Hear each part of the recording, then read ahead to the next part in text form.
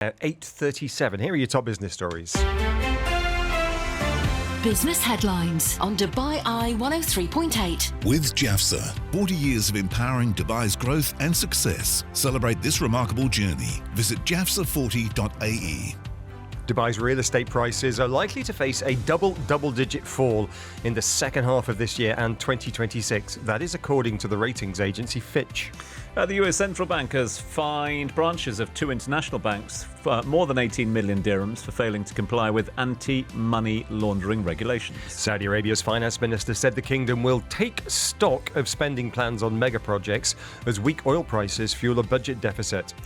Mohammed Al Jadaan told the Financial Times that while Saudi is committed to current spending plans, we're not going to waste the crisis. Media companies and influencers in the UAE face fines of up to 1 million dirhams for harmful content, such as fake news. It's part of new UAE media rules. A US appeal court has temporarily reinstated Donald Trump's tariffs. And new data reveals the US economy shrank by 0.2% in the first quarter of this year.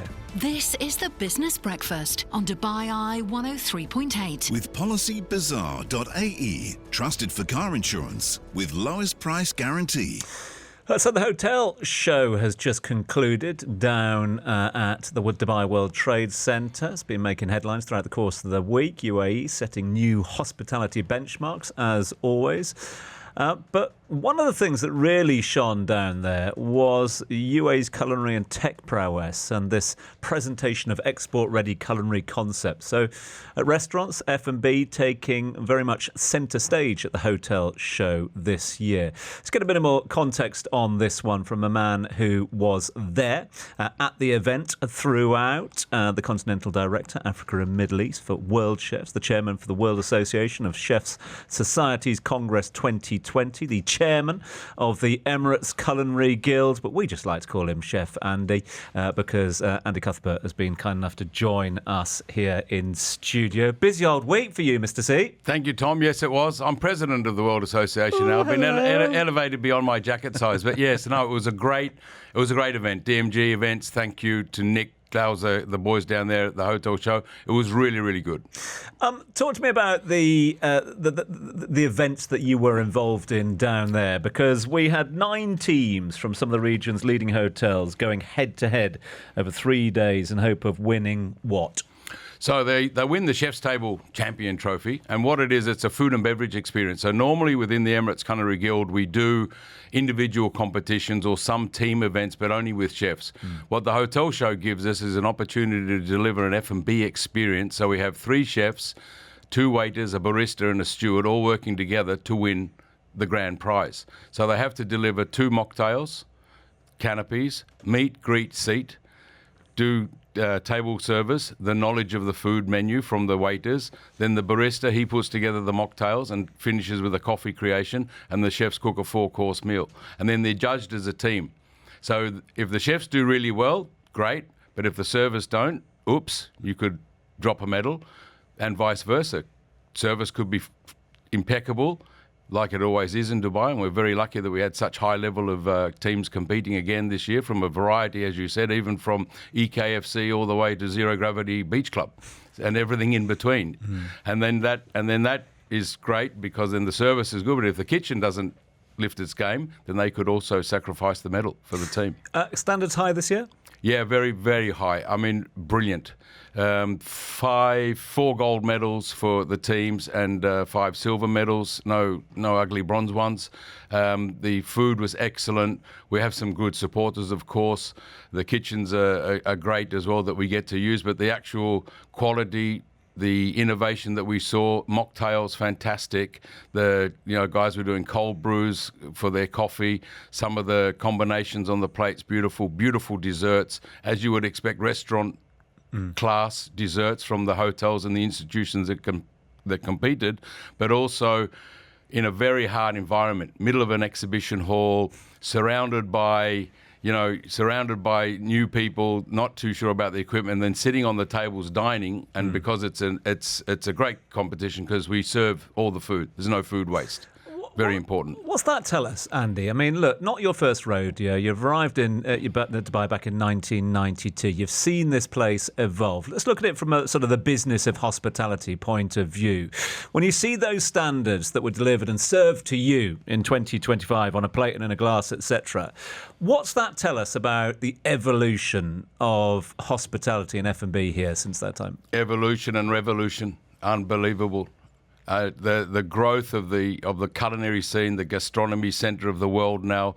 We see so much interest, not only in Dubai but Abu Dhabi as well, around our gastronomy, around our restaurants. And what I'm really proud of, the Emirates Culinary Guild's been in the background of all this as well, training the young kids, giving them an opportunity, a platform to shine as well, giving them the opportunity to grow their skills.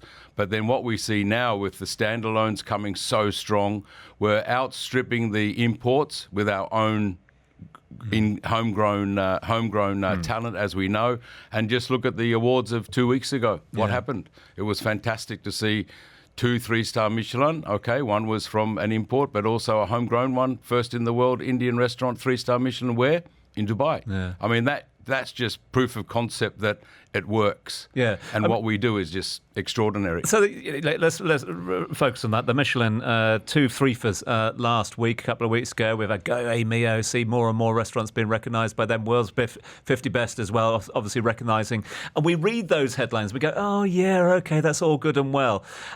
Great to see the stars, great to see the talks, great to see the recognition. But is there the substance behind that? Are we sort of backing up those accolades? They're not just being bought or anything like that. They're being earned. Yeah, they're being earned, and also it recognises. It was interesting that Michelin sent out a little note saying it's the restaurant, not the chef, because there's many people behind the accolade. Yes, the inspiration comes from the food, and we look at our homegrown teams around the city, so they're the inspiration of their restaurants, but the award is given to the restaurant, and it's everybody, so it's the full team. So I think we're able to push the envelope on Michelin from our homegrowns as well to make sure that they actually shine through. So with that reputation, and again, you're somebody who's been able to sort of mark this throughout your career here, are we now seeing more aspiring talent coming to this region? Obviously, you mentioned homegrown, but are people coming here to cook? Are people coming here to learn how to cook, but not just cook, to serve, to be part of F&B? We see a growth in the education. I think there's a gap in the education of culinary education and hospitality management at the moment.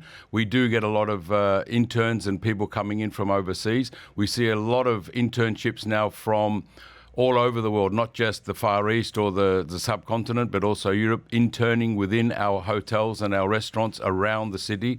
We utilise the schools. We see the DCT school now growing, running an apprenticeship program for the Emirati people, for example. The Emiratis are now going into a culinary apprenticeship. I did a culinary apprenticeship 40 plus years ago in Australia, so that's my bit of paper, as my mum said. So my qualification is I'm a cook, hence I wear the jacket still, and it's in the heart. But I think what we see is just this opportunity of what Dubai offers every industry. And our industry is so important, linked to tourism. So now, if we're in the Michelin Guide, so there's the Michelin tourists coming. Okay, got to go to that one, got to go to that one. But then it's also an opportunity for other people to be inspired. And we see a lot of foodies, a lot of influencers within the food realm really trying to, catch in on what we do here in the UAE.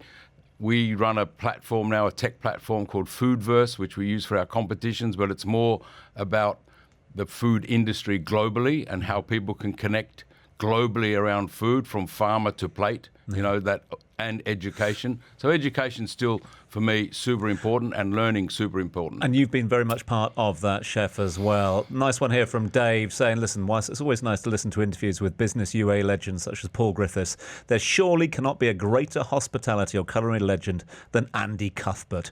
We'll forever fondly remember his wisdom, practical approach, humour and his KBO attitude. Best wishes to him. Thank you for giving me an end-of-week excuse to sit a little longer in my kitchen listening to the radio before I go to work. That's from Dave. Thank you, Dave. Which Dave? Not too sure. Dave C, maybe? Dave Elliott. Elliott's been in touch with us. Thank you, Dave Elliott. Good man. Listen, thanks so much indeed to you. Enjoy your weekend. Thanks for being who you are. Chef, thank you very much indeed. Chef Andy Cuthbert for joining us live here on The Business Breakfast. Dubai Eye 103.8 traffic. With Yas Island Abu Dhabi, stay at iconic hotels and play at record-breaking theme parks. Book now on yasisland.com. Right, let's get Andy C back to base camp in one piece. Roads are looking pretty good out there at the moment. No major issues on a Friday morning. We are good on the roads of the UAE. Dubai Eye 103.8 traffic. More from the Business Breakfast next.